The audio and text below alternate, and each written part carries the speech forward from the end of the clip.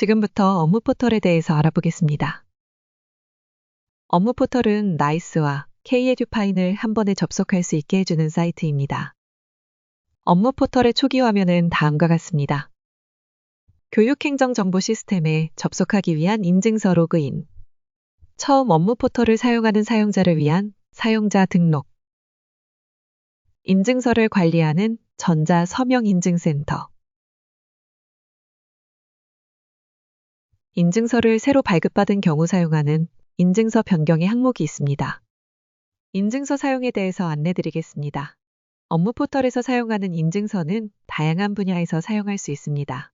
기본적으로 업무 포털의 사용부터 정부이사, 공무원 메일 등 다양한 사이트에서 활용할 수 있으므로 꼭 백업을 해두시길 권장합니다. 업무 포털의 초기 화면입니다.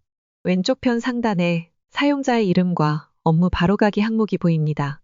가운데 상단에 나이스, K-에듀파인, 기록관리 시스템, 교육정보 통계 항목이 보입니다.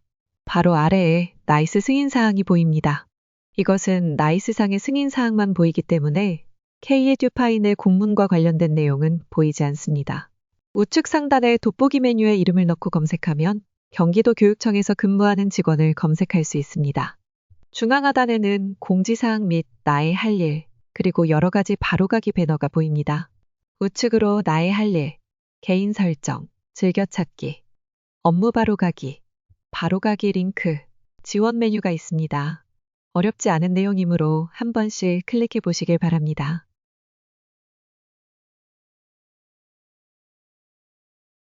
나이스를 클릭하여 나이스에 대해서 알아보도록 하겠습니다. 나이스의 기본 화면은 보이는 바와 같습니다. 나이스는 접속자 본인에 관련된 내용과 담당하는 학생의 생활기록부와 관련된 두 가지 영역으로 구성되어 있습니다. 교육통계나 정보공시 같은 업무적인 것도 있지만 기본적으로 위에 두 가지 영역이 중심 내용입니다.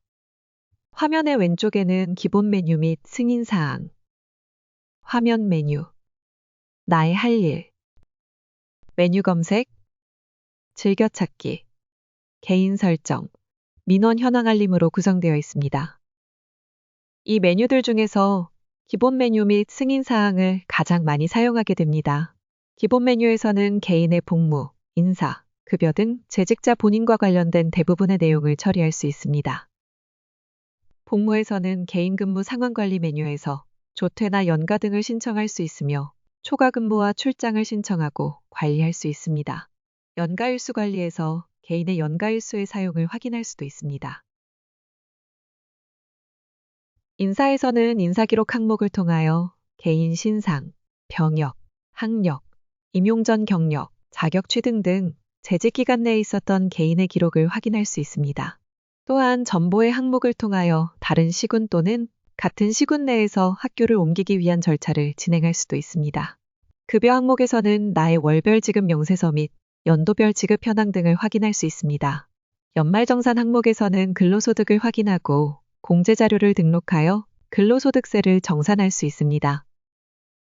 외부 강의에서는 학교의 기관에서 강의를 하였을 경우 이를 신고하고 허가받을 수 있습니다. 원격 업무 지원 서비스는 EVPN으로 불리우며 직장이 아닌 다른 곳에서 업무 포털에 접속하여 업무를 진행할 수 있는 권한을 신청하는 것입니다. 퇴근 후나 방학 중에 주로 사용하게 됩니다. 특히 아침에 몸이 아파서 출근을 못하는 경우 가정에서 EVPN으로 병가를 신청할 수 있어 유용합니다. 나이스 왼쪽 메뉴에서 살펴볼 두 번째 메뉴는 메뉴 검색입니다. 나이스가 4세대로 변경되며 메뉴가 다양해져서 원하는 항목을 찾기가 어려운 경우가 있습니다. 그럴 때 메뉴 검색을 이용하면 원하는 메뉴에 쉽게 바로 갈 수 있습니다. 다음으로 설정입니다. 나이스를 개인 취향에 맞게 꾸며주는 테마 설정과 나이스상에서 업무를 처리하기 위한 업무 승인자 관리가 있습니다. 특히 업무 승인자 관리는 신규 선생님들에게 매우 유용한 항목입니다. 개인의 복무를 상신할 경우 어떤 경우는 교감 선생님까지 올려야 하고 어떤 경우는 교장 선생님까지 올려야 하는 경우가 있습니다. 이때 매번 결제자를 검색하여 클릭하지 않고 이곳에서 개인 결제선으로 등록해 놓으면 손쉽게 복무를 상신할 수 있습니다. 같이 한번 등록을 해보겠습니다. 등록 버튼을 눌러서 결제 선명을 정합니다. 신규 교사 길라잡이라고 하겠습니다. 저장 후 신규 교사 길라잡이 결제선을 클릭하고 오른쪽 화면에서 각 학교의 전결 규정에 맞게 결제자를 지정한 뒤 저장하면 됩니다. 한 번 더 저장을 눌러주면 완료됩니다. 이제부터 나이스에서 상신할 때 손쉽게 결제선을 추가할 수 있게 되었습니다. 나이스 상단 메뉴를 살펴보도록 하겠습니다. 상단의 메뉴는 현재 맡고 있는 업무에 따라 보여지는 게 달라지게 됩니다. 기본적으로 담임교사나 전담교사에 따른 권한은 주어지지만 그 외의 업무에 따라 보여지는 항목들도 있습니다. 만약 내가 원하는 항목이 보이지 않는다면 각 학교에서 나이스를 담당하는 선생님에게 권한을 요청하시기 바랍니다. 기본적으로 상단의 메뉴는 학생의 생활기록부를 관리하는 내용들입니다. 내용이 방대하여 모든 부분을 알려드릴 수는 없지만 경기도 교육정보기록원 유튜브에 나이스 관련 자료가 지속적으로 업데이트되고 있는 만큼 이를 확인하시면 보다 자세히 알 수 있습니다.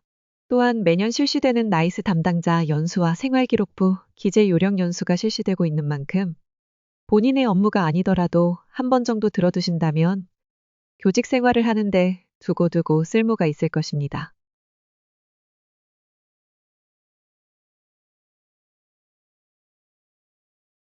다음은 K-에듀파인에 대한 설명입니다. K-에듀파인은 행제적 업무를 처리하기 위해 사용하는 곳입니다. 공문을 처리하기 위한 업무 관리와 예산을 사용하기 위한 학교 회계의 항목이 가장 많이 사용됩니다. K-에듀파인의 상단 메뉴를 살펴보면 결제 긴급은 접속자가 결제를 해야 하는 문서의 수입니다. 공람은 접속자가 결제해야 하는 공문은 아니지만 확인해야 하는 공문의 수입니다. 문서 진행은 내가 결제를 올린 문서와 결제를 해야 하는 모든 문서의 수입니다. 발송 대기는 내부 결제가 아닌 다른 기관으로 발송하는 공문이 발송되지 않은 상태의 수입니다. 업무 관리의 메뉴를 살펴보겠습니다. 업무 관리에서는 문서 관리와 자료 집계 항목을 주로 사용합니다.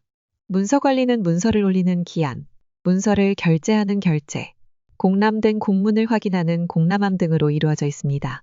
내문서함에서는 내가 진행한 모든 문서를 볼 수 있으며 문서함에서는 학교 전체의 공문을 확인할 수 있습니다. 신규 선생님들은 기한 항목에서 제공하는 샘플 서식을 활용하시기 바랍니다. 샘플 서식에 들어가 보면 한 곳에 정리한 공문서 작성법으로 공문서 작성에 대한 내용을 살펴볼 수 있으며 다양한 업무별 샘플 양식도 올려놓았습니다. 물론 모든 업무가 올라와 있는 것은 아니지만 한 번씩 살펴보시고 활용 가능한 것은 사용하시면 됩니다. 자료 집계 항목을 살펴보겠습니다. 교육청에서 자료를 빠르게 취합하기 위하여 만든 시스템입니다. 제출 요청 자료 확인을 통하여 제출해야 할 항목을 확인할 수 있고 이를 클릭하여 내용을 입력하고 보고할 수 있습니다. 제출 방법에 따라 바로 제출 가능한 경우가 있고 내부 결제를 득하고 제출하는 방법이 있습니다.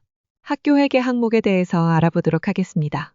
학교 회계는 학교의 예산에 대해서 사용하고자 하는 목적에 따라 품위하는 업무를 처리하는 곳입니다. 자신에게 주어진 업무에 맞는 예산을 확인하고 시기에 맞게 품위하면 그 외 업무는 행정실에서 처리하게 됩니다. K-에듀파인에서도 우측 상단의 개인 설정을 활용하여 결제선을 관리할 수 있습니다. 특히 K-에듀파인에서는 공문 및 재정문서도 처리하기 때문에 결제선이 복잡한 경우가 많습니다. 품위할 금액에 따라 교감 선생님 전결이 되는 경우라든지 전결 규정에 따라 최종 결제자가 바뀌는 경우가 많기 때문에 개인 설정에 나의 결제선 관리를 통하여 여러 경우의 결제선을 등록해 놓으면 더욱 편리하게 사용할 수 있습니다. 공문서는 정해진 규칙에 따라 작성을 해야 합니다. 신규 선생님들이 처음부터 공문을 바르게 작성하기는 어렵습니다. 경기도 교육청 교육연수원에서 제공하는 3차 시연수인 공문서 기반 효율적 교육 행정 역량 강화, 원격 직무 연수를 수강하면 공문서의 작성과 K-에듀파인에 대해서 심화된 내용을 학습할 수 있습니다. 신규 교사분들은 이 연수를 꼭 한번 들으시길 추천합니다. 이상 업무 포털 나이스와 K-에듀파인 연수를 마치겠습니다. 감사합니다.